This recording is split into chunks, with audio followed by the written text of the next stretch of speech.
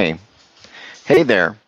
I just had to plug in the mic on the headset there. Had to turn on the headset. But hey there, thanks for being here. Today's the weekly talk for the 3rd.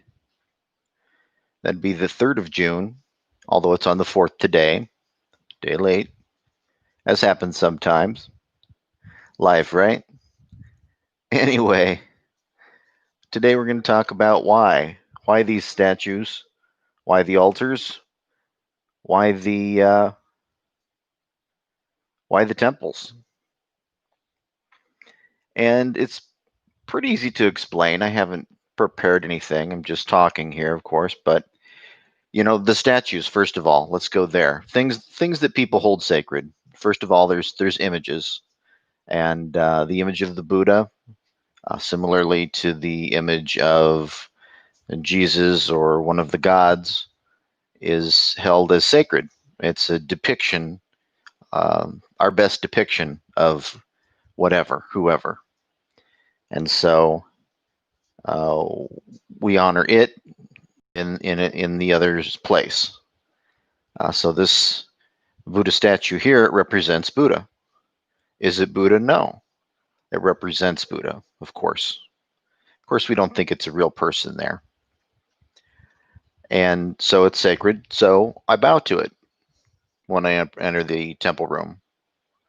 It's a showing of respect and gratitude. And it's not worship, but people do worship Buddha. They're not praying to the statue, they're praying to Buddha, which they know is not a statue, once again. And, when I have occasion to go to a Christian church, I will bow to the statue of Jesus. I respect his work very highly, in somewhat the way that I respect Buddha's work.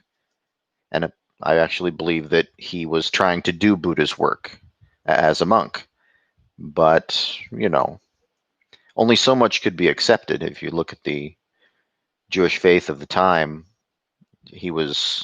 Buddha's teaching was way around the corner, and they were not willing to accept that much of it. But they really did with open arms. You know, over time, it wasn't popular at first, but they did hear these things again and again. And they made sense, the teachings of Buddha. So we respect Buddha. We even put offerings there, which we know Buddha's not going to eat, probably, right? But it's a respect and a gratitude once again. There's a washing of the statue ceremony that happens. Um, so there's an altar. It's a place of sacredness that we have. And Catholics, as well as Buddhists, as well as many number of different kinds of faiths and practices, do have candles and incense. And can't reliably say too much about the history of that too far back, but certainly a common practice. And we have the temple, which houses these things. And the temple is sure a sacred place, but also it's a place of community. It's a place of practice, of course, and these things come together. And so if you have a community of people that are trying to move towards living the holy life, that's a good thing. And I say that, and I know some that middle way here, there's some bad things that can happen. Gossip and the ruining of people's lives. And there's the other side, which is the lifting up of people, the helping them, the real sense of community, and helping people with their lives. And we can even pray to Buddha, and some do pray to him as a god. And we can't say what Buddha is right now. Certainly, as far as the Indian classifications go, he would be a deity, and there are deities that are certainly worshipped and prayed to in India. So it's not far fetched. People do, pray to Jesus, and they, I think they pray to Muhammad also. I could be wrong, but I think they do,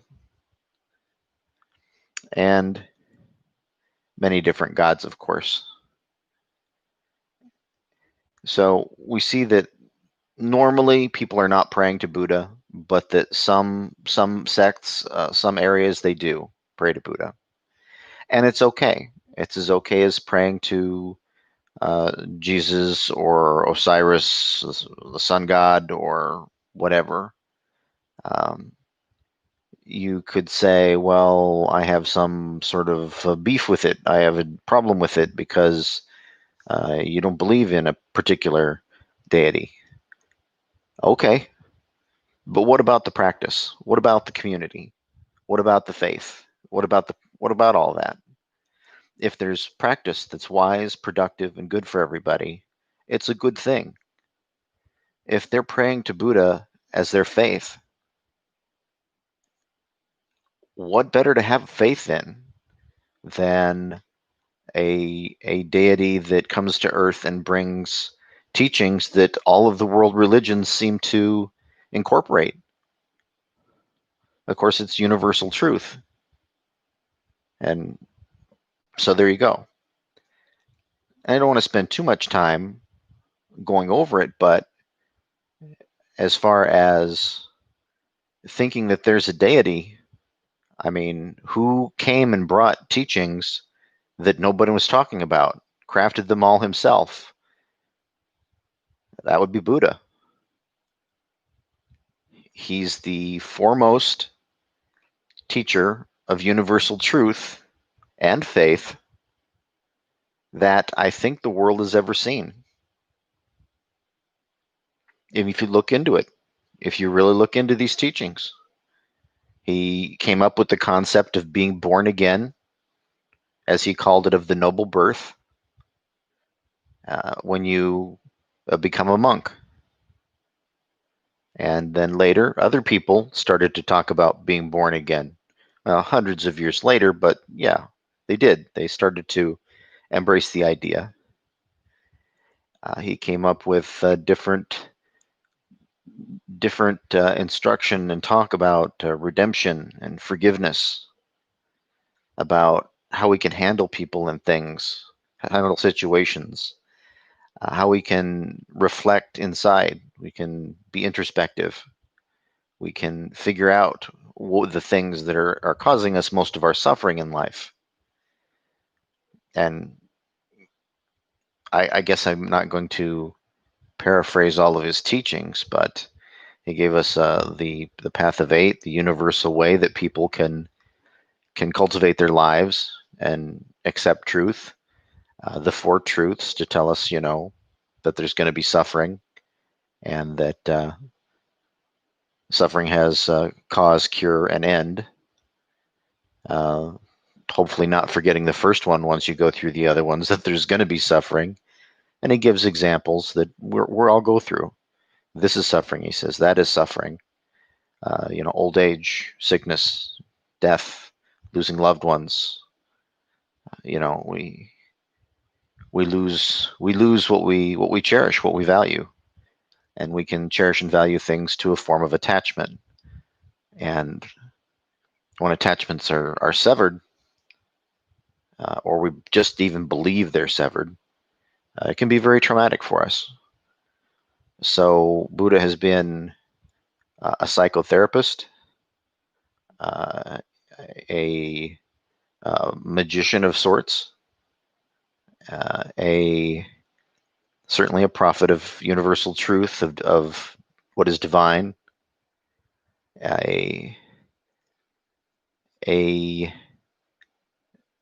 person of logic, teaching us what we should all know is true because we're all seeing it. We're just not paying attention. And I'm thankful for that. Very thankful. I hope that if you're not a person who has a relationship with Buddha's teachings, that this has been helpful for you. Um, and I urge you to get a relationship with Buddha's teachings, and not to just believe them, but it's gotta be true. You can prove it. It's productive. It's wise. It's good for everybody. And the way you know it's true because you've practiced it and found it that way. And truth is that way. Truth will stand up on its own. Delusion, when you debate delusion, you quickly find it to be baseless, that there are no factual basis. Anyway, once again, I'm thanking you for showing up here and taking a listen. For Monks of the Way, R A Manard, talking for Monks of the Way. I hope that delusion will light will remove delusion in your life the way light removes darkness. And that's the way it works. Thank you.